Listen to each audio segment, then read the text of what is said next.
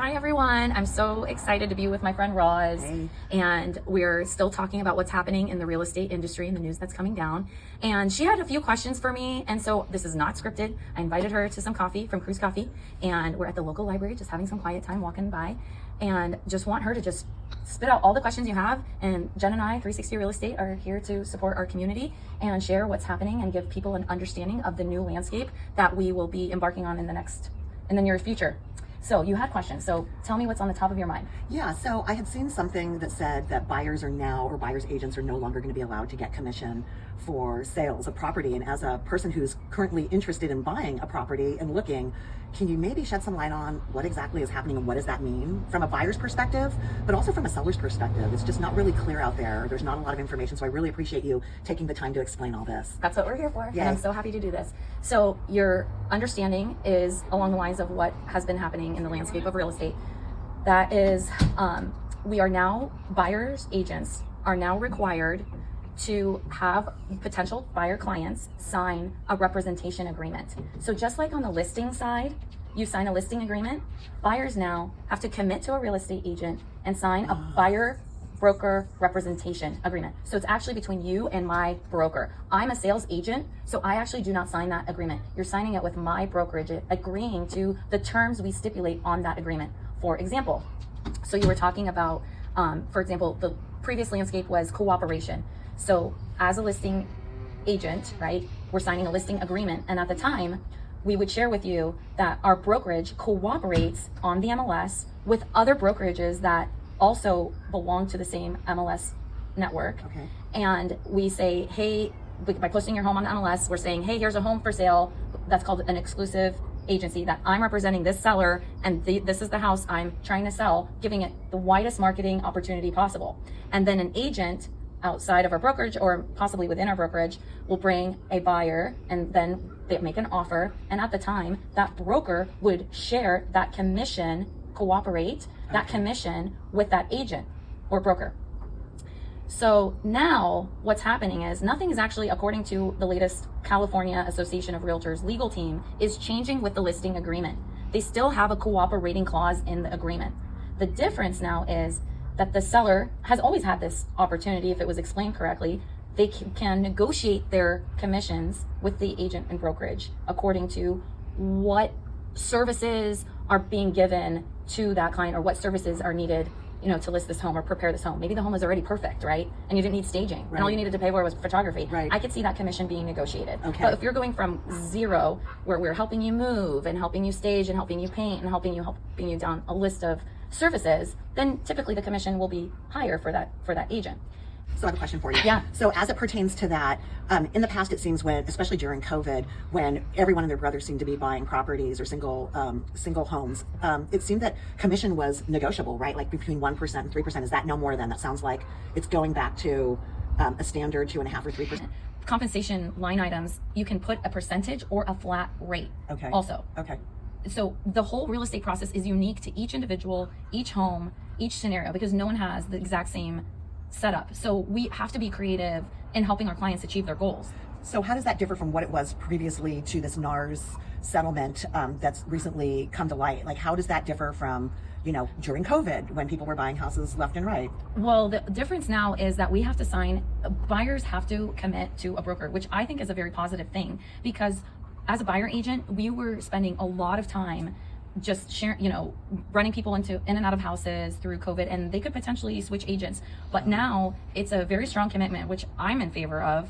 And what it does now is puts the buyers on the line to compensate the broker if the seller does not want to cooperate. So if we approach a home that the seller isn't cooperating in the compensation, the buyer is now obligated to compensate the broker. How we navigate that is going to be very new, and it depends on the market. So in a market like right now, I feel like the buyer's compensation for the broker can be negotiated into the sale.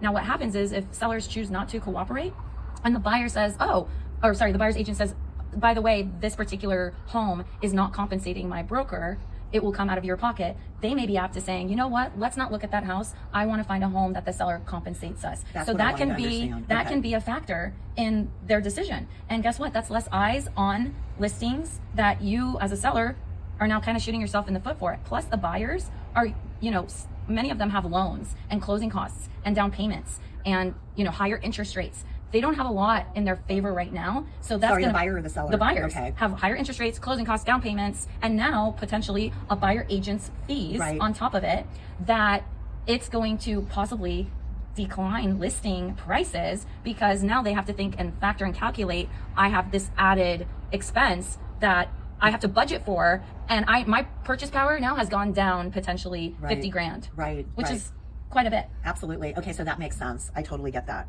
What other questions do you have? All right, so you were talking earlier about like the listing agreement, and when agents say, okay, this is my fee, 3%. Right. And we were talking about how it's fixed for that specific business or that specific brokerage, because they have overhead to run. They have everything a business entails. Right. So it's the same thing as if you went to a roofer, a dentist, a lawyer.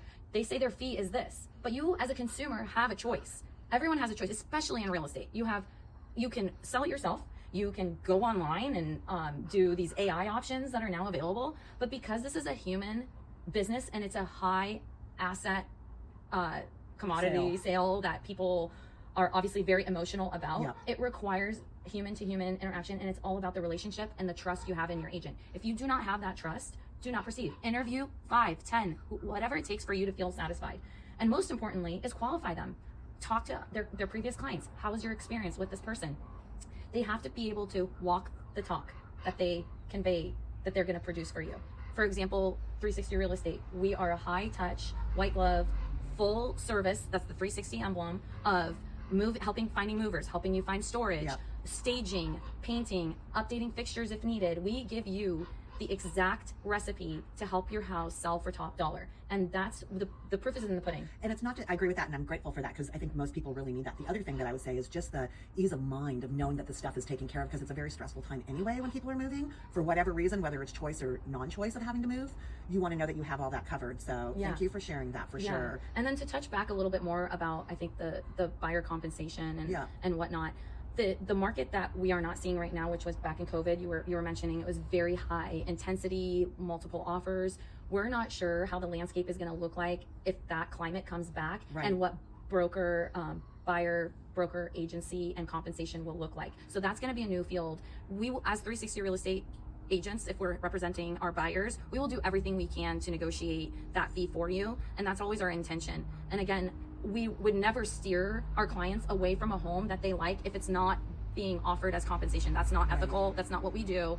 And in the end, again, a tactful agent will negotiate the best scenario for you to make your dream and goals come true. So cool, thank you.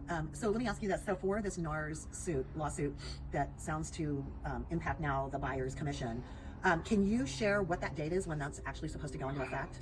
Pending court approval, it's suggested to be in July. Okay. However, 360 Real Estate, Turtlestone Group being our brokerage, TSG Premier, they are implementing it now, so that we do have experience and practice informing our clients with this agreement. I think it's an important agreement we just have as part of our protocol. And whether it's approved or not approved, I think it is important for the commitment and loyalty from a buyer's agent to sign, just as a listing agent's being signed with a with a client and a seller and a listing agent. Do you foresee things changing with this new thing going into effect? Do you see that impacting either positively or negatively a buyer or seller? Can you comment on that? Yeah, I think it's going to actually impact the seller negatively in that, again, Jen had brought this up earlier, in that if a seller sells and they're going to buy, they're going to be forced to pay that out. So they have to follow the footsteps of what's trending right now. So they're going to be in the same shoes as a buyer to compensate. So in the end, it ends up being a wash.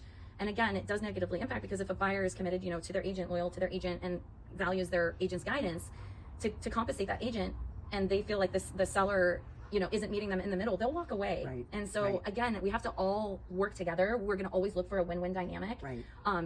Obviously, buyers, again, are especially first-time buyers, VA, people that have lower down payment access, are the ones that are going to be really hurting and maybe cut out of the market. And we don't want that. We want to create generational wealth. We want to create real estate wealth. It's one of the most attainable assets versus, again, stocks and other commodities that people may not be privy to. Real estate is one of those, sure bets. And I love it. that's what we want for our clients, our families, our friends, and future friends and clients. Awesome. Thanks for sharing that. Yeah. Anything else? I can't